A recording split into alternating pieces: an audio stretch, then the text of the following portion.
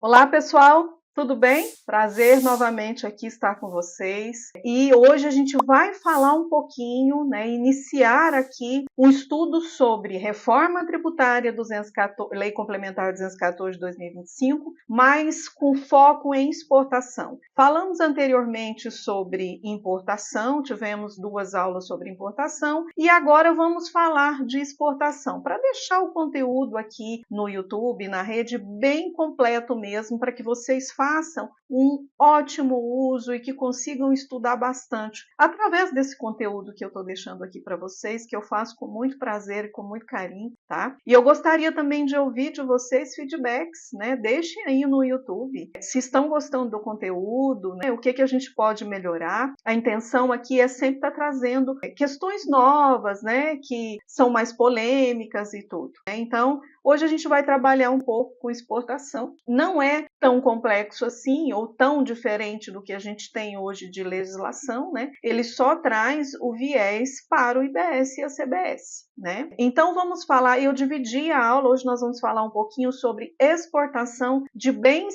imateriais e serviços, ok? E na próxima aula a gente vai falar sobre bens materiais, né? Então, o que temos hoje e o que teremos na reforma tributária relacionado à exportação, que ainda continua imune. Então, hoje a gente tem, com relação aos impostos de consumo, PIS, COFINS, ICMS e imunidade. Na reforma tributária, isso continua. Então, nós teremos que, efetivamente, nas exportações, e eu vou explicar em quais situações seria, nós temos a imunidade do IBS e da CBS no momento dessa exportação de bens, de serviços, de bens imateriais, de direito. E a imunidade, ela abarca todas essas questões dentro da exportação. E como também é de conhecimento, fica assegurado, no caso para o exportador, ou seja, aquele que está exportando, o benefício, ou seja, a tratativa, nem chamo de benefício, o princípio da não cumulatividade, que é a apropriação desses créditos, relativos às suas aquisições. Okay? Então, na verdade, ele assegura essa tomada de crédito. Muito semelhante com o que a gente tem hoje. Aqui, eu só trago um ponto de atenção, sabe, gente? Porque quem for ler a Lei Complementar 214 de 2025, a reforma tributária, verá no artigo 49, dizendo o seguinte, que olha, aquele adquirente do produto ou do serviço ou dos bens imateriais que são imunes, obviamente, fica vedado o crédito, né? Então, e por que eu trago isso? Porque isso pode causar alguma estranheza se ler só esse artigo e não entender o contexto. Não existe só exportação de acordo com a Constituição Federal que tenha um benefício, ou que pode ser direcionado como imune. Temos outros exemplos de imunidade. Então, quando ele fala da apropriação do crédito, ele não está se referindo à exportação, à apropriação do crédito para o adquirente, tá? Porque quando a gente fala de exportação, a gente está falando que o adquirente está fora do país. Então, lá ele tem a legislação dele, tem as previsões dele, que não tem vínculo com a nossa legislação interna, mas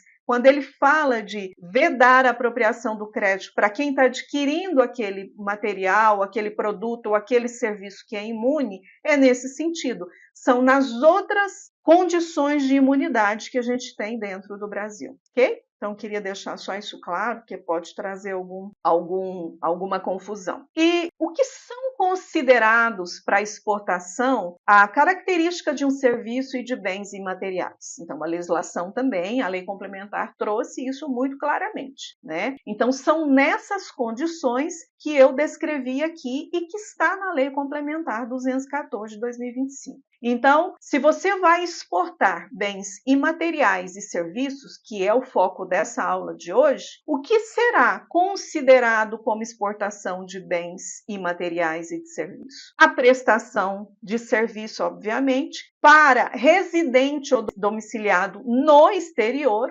obviamente, de bem imóvel localizado no exterior ou de bem imóvel que venha ingressar aqui no país, no Brasil, para a prestação de serviço e que retorne posteriormente ao exterior. Então, esse tipo de serviço aqui é considerado uma exportação de serviço. Veja que aqui ele não traz ou ele ou aquele serviço, é qualquer prestação de serviço dentro dessas condições aqui, ok? E teremos também outras situações, que é muito voltado ao momento da exportação dos bens materiais. Então, todo aquele arcabouço que integra a exportação de bens materiais, ou todos aqueles serviços que integram aquele bem, né, a exportação daquele bem material, é considerado prestação de serviço, ou é considerado, a prestação de serviço a gente já sabe que é, mas é considerado como exportação de serviço e bem. Portanto, tem aí o benefício da imunidade. Então, quais serão esses casos? A prestação de serviço, desde que vinculada direta e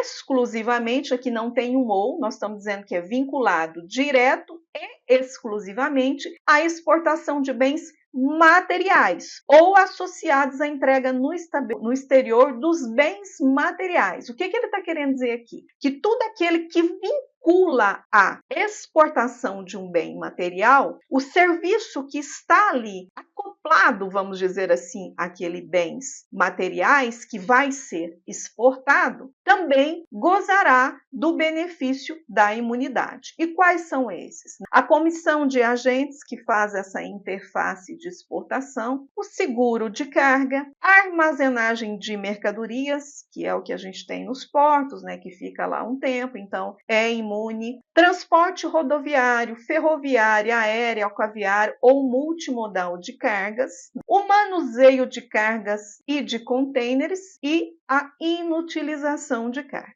Também teremos consolidação e desconsolidação de documental de cargas. Isso tudo aqui, gente, é prestação de serviço. Isso tudo, para quem milita na área de exportação, na área de comércio, isso é muito tranquilo. Tá? Então, a gente tem isso. Todos esses serviços aqui vinculados no momento de uma exportação de bens materiais. Agenciamento de transporte de cargas, remessas expressas, pesagens e medições, a refrigeração de cargas, o arrendamento mercantil, operacional ou a locação de contêineres, isso é muito usado, né? Os contêineres eles são alugados, são arrendados por determinado tempo, né? Instalação e montagem de mercadorias exportadas e treinamento para uso dessas mercadorias, ou seja, se preciso ter algum manuseio diferente para o que eu estou exportando, aquele serviço daquele exportador que está indo com aquele produto também faz parte da imunidade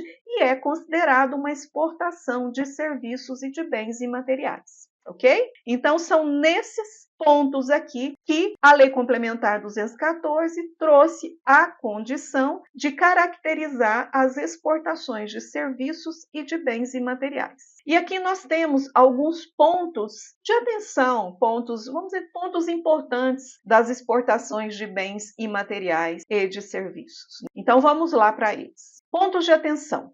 Se não for possível o fornecedor nacional, ou seja, eu que estou aqui no Brasil e vou exportar, identificar com precisão o local do consumo lá no exterior, presume-se-á local do consumo o local do domicílio do adquirente no exterior. A pessoa que não promover a exportação dos bens materiais relacionados aos serviços mencionados fica obrigada a recolher o IBS e a CBS com multas e juros. Esse ponto aqui é importante. Lembre-se que eu falei agora há pouco de que basicamente, grande quantidade das exportações de bens e materiais ou de serviços efetivamente estão relacionadas à exportação de bens materiais. Só que se aquele bem material não for exportado, tudo que vincula ele ao que você já tenha feito tomado algum serviço ali, mas aquele bem efetivamente não foi exportado, você precisará recolher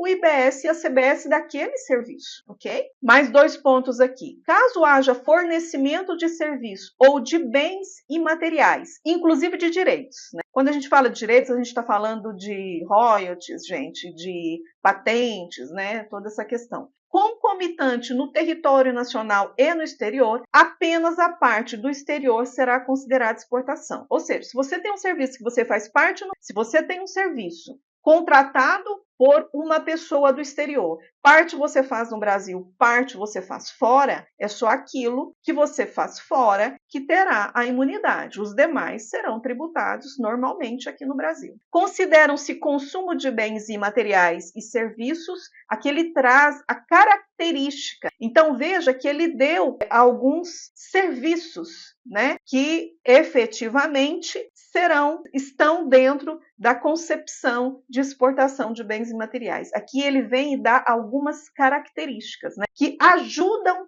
nós, exportadores, a identificar se aquele bem imaterial ou aquele serviço pode estar dentro da imunidade e ser considerado ali, ter esse benefício da imunidade. Então, quais que seriam? Consideram-se consumo de bens imateriais e serviços a utilização do bem, a utilização, né, do serviço, a exploração, o aproveitamento, a fruição ou o acesso. Por que acesso? Porque às vezes você está mandando uma tecnologia nova ou um sistema, né, onde você precisa acessar. Então, gente, muito resumidamente, são esses pontos que caracterizam as exportações de bens imateriais e serviços para o exterior. Bem tranquilo, não temos muitas mudanças nem pontos de atenção significativos com relação às exportações, mas como eu disse, para deixar o conteúdo lá no YouTube bem completo, é importante a gente trazer esses pontos que mais serão utilizados. Importação, exportação, todas as questões são muito fortes, né, dentro do território nacional. E aqui, novamente, a legislação, caso vocês queiram ter mais acesso e trazer esse conhecimento de vocês de forma um pouco mais detalhada, ok? Um grande abraço, aguardo vocês na próxima aula. Tchau, tchau!